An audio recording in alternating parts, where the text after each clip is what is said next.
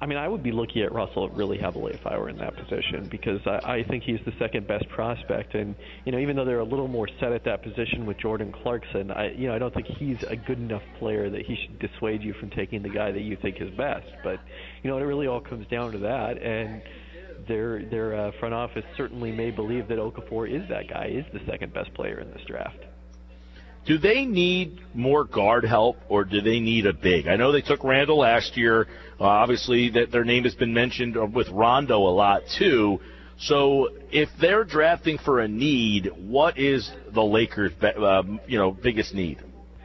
Center would probably be a bit more of a need, but one reason, I'm generally not a fan of drafting for need high in the draft for almost anyone. But then when you've got a team like the Lakers, their roster is basically a blank slate. Even Clarkson is a free agent after this season, and they'll have to dip into the cap space that they have, lined up for top free agents to re-sign him if he does prove to be a starting caliber point guard. So, there's not a lot of guarantees. Kobe Bryant's not going to be on the roster much longer. It's really just Randall and Clarkson as you're projecting forward, and maybe not even them.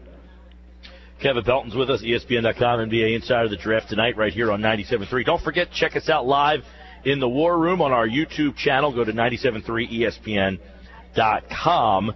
Okafor, he is another, obviously, very talented guy, but in this league, if you're inside a front office right now, Kevin, are you seriously thinking about passing a guy like Okafor because of the way the game is changing? I think that aspect of it is maybe a little bit overstated. I think offensively he's going to be fine because, first off, he's a high percentage scorer in the post. He's not a guy like, Al Jefferson has historically been really more of a volume scorer. You throw it in there, he's going to shoot about 50%, not get to the free throw line very often, not make a lot of plays out of double teams. Okafor is a better passer, I think, potentially than Jefferson, and was a much higher percentage shooter at Duke than Jefferson has been at any point in his NBA career. So I think the questions are primarily about whether he can anchor an above-average NBA defense. And, certainly there are those, I think, who believe that he's 19 years old. He's never been really asked to play really good defense historically throughout his career. And, he's always been good enough offensively to get by on that. And that, as he gets in better shape and gets challenged defensively, that he will be able to do that. I wouldn't personally bet on that over Russell. Kevin, obviously the Sixers are in a very interesting spot. They're a team that's won 37 games over the last 2 years. They have certainly done things a lot different than any other team in NBA history has done. Are they a team that it's fair to say nobody can read? Nobody knows what they're thinking. Nobody knows what they're doing. Yeah, I mean, it's interesting. Our Chad Ford yesterday in his mock draft had them taking Moutier because I think he was one of the few guys who was able to go over and see him in person in China, and then today reverted back to Russell. And then obviously, if Russell is not there, you don't know what they're going to do as far as maybe looking to try to trade down, or maybe they just take Moutier. Who knows? So. Yeah, maybe they take Porzingis. I mean, it'd be hard for them to surprise us because anything is expected. All right, let's look at some of the possibilities. Let's start with Moutier because, I mean, I've been saying for the last week or so here, this guy was – some people thought if he came out last year he might have been a top 2 or 3 pick. He was right at the top of the high school list. And then he goes to China, and it's almost like the guy vanished and disappeared, and then his skills just eroded or something because he didn't play college basketball. What is your opinion of Moutier as opposed to D'Angelo Russell? They seem to be the two guys that everybody is pairing up against each other. How would you break those two guys down? Yeah, which is fairly inevitable, is the two top point guards in the draft with Cameron Payne probably a notch below them. They're very different styles of players. I mean, Russell is the kind of the smoother offensive player, a more efficient scorer at Ohio State than I think Moutier would have been had he played college basketball because high percentage 3-point shooter and able to then that's the primary reason. Moutier is more of a volume type scorer. Really, his strength, a power guard, in kind of the mold of a lot of the guys who have played for John Calipari in the past. Comes out as similar to Rose, Evans, Brandon Knight, that kind of group of players. Is that the way of the league, though? I mean, a lot of people that would look at Russell, I heard Jay Williams this morning during Mike and Mike basically say, Russell, he's concerned with his foot speed, his athleticism. He thinks he's going to be, a liability on defense. Then you got Moutier, who he's basically saying if you're playing against CP3 and Lilliard and, John Wall, is Moutier a guy who's more in that group of guys than D'Angelo Russell is? Is an athlete, he certainly is, and I think he's got more potential at the defensive end, although I think that my colleague Jay Williams is selling Russell short a little bit in terms of his size, his wingspan, attributes like that can help him defensively if he is committed to the challenge of defending.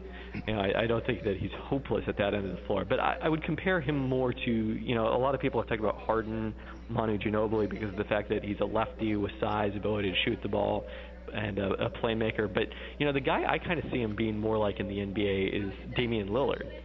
Much bigger than Lillard, but a guy who, will be a dangerous three-point shooter from deep, effective running the pick and roll, and then, yes, probably a below-average defender, but still a very valuable player in spite of it. Kevin Pelton's with us here over at ESPN.com. Kevin, you wrote about making smart, valuable trades and the advantage of Moore trading down and not up. And there's some reports out there that some teams are talking to the Sixers. Would this be a draft that would be smart for Philadelphia to move down? Now, keep in mind, they have 4 potential picks next year, too. They have 5 second-round picks. So is trading down, are they a candidate, in your mind, are they a good candidate to do that? I think if Moutier is the guy that they want, then that makes a lot of sense because he, it looks like on most of the mock drafts may slip as low as 6 or 7. So, potentially if Orlando wants to move up from 5 to grab Porzingis ahead of the Knicks, then, maybe the Sixers could extract some more first-round picks out of Orlando, having already gotten one last year as part of that Elfrid Payton-Dario Saric swap. I could see a move like that making sense. I don't see them going too far down the draft board. And then obviously the other possibility is packaging some of those second-round picks to move back into the late first round. One rumor that was out there was, Portland with 35 and 37 for their first-round pick, and that actually scores as a good move to move up based on the trade chart I had, even though usually teams kind of tend to overpay, as we found in the NFL draft. Yeah, I did see that. The 2 second-round picks of the 5 they have, the 2 top second-round picks, to get back in at number 23, and that sounds like a move that you would approve if you're the Sixers fans out there. You like that move for them. Yeah, especially with the depth of second-round picks they have, you don't necessarily need 4 to come away with 5 players from this draft. So, yeah, I think if the right guy is out there at 23, that could make a lot of sense for them. All right, Kevin, give me your thoughts. A lot of people seem torn as well on the guys like Porzingis and Hazonia. What are your take on those 2 particular players? Porzingis I really like. I think, he gets called an international man of mystery, but this is a guy who's played, 50 games this year between Spanish ACB competition and then the Euro Cup league continent-wide competition against some really good competition. The ACB is, the second best domestic league in the world outside the NBA, and based on all of that, I think he projects to be a really good player in the NBA. His steal and block rates are strong for a guy who shoots the ball as well as he does at his size, and that's a unique combination. So I like him as, at worst, the 4th best player in the draft. And potentially I think you can make a case that he's in the top 3. Hazonia is a little tougher to grade out statistically because he's playing such a small role in this really good Barcelona team that lost in the ACB finals. Basically just spotting up most of the time, which is really different from what he's going to do in the NBA because, teams are looking at him because of his athleticism, his confidence, all of these things that really haven't been evident in the way he's been used over there. But I think that makes an interesting comparison. J.R. Smith that Chad Ford has made, another guy who, when Cleveland was at full strength, he was comfortable just slotting into that spot-up shooter role. But, if there's less talent around him, then a guy who can create his own offense a little bit more. Kevin, I think, in my opinion, I don't know about you, I think there's 7 guys that, are considered for the top 5 maybe. After that 7th pick, I think that maybe goes to Stanley Johnson, and then after him maybe it drops off even a little bit more. But of the guys that are considered to be top 5 potentials, which guy worries you the most?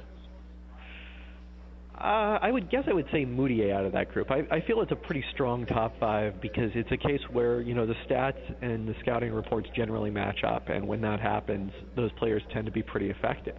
Moutier, we have the least statistical information on him because it was only 12 games against a low level of competition in China.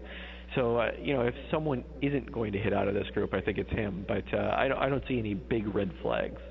Now you got me. Now you're on my bad side there, Kevin. That's the guy. If I'm the Sixers at 3, that's who I'm hoping that they end up with. Maybe that's just me. I don't. And to me, I think it's over the last couple of years they haven't. We here in this Philadelphia, Delaware Valley here, his name's really Chad yesterday coming out and saying that. I think that's the first guy I've heard say that the Sixers would take Moutier. So it seems like he's a little under the radar, and that's the way Sam likes it. It definitely is, and like we mentioned, him going out there to scout him in person, I think gives him, gives the Sixers an edge in evaluating Moutier over everyone else who has only seen him in the last year in workout settings. There is the thought that the Celtics, if Okafor drops, do you see Okafor being there at 3?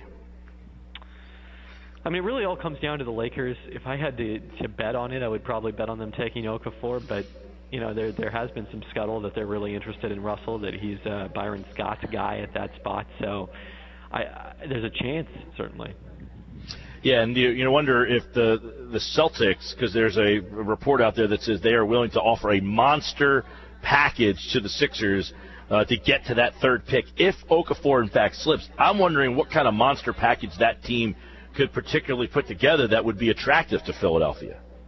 Yeah, I mean, I think to be a monster package, it probably has to include Marcus Smart, although that's a guy the Sixers passed on last year. So, I think they swung for the fences with Embiid at that spot. Tough to say how they would value him or whether the Celtics are willing to give him up. But if it's just picks, I don't know if I see the Sixers going for that.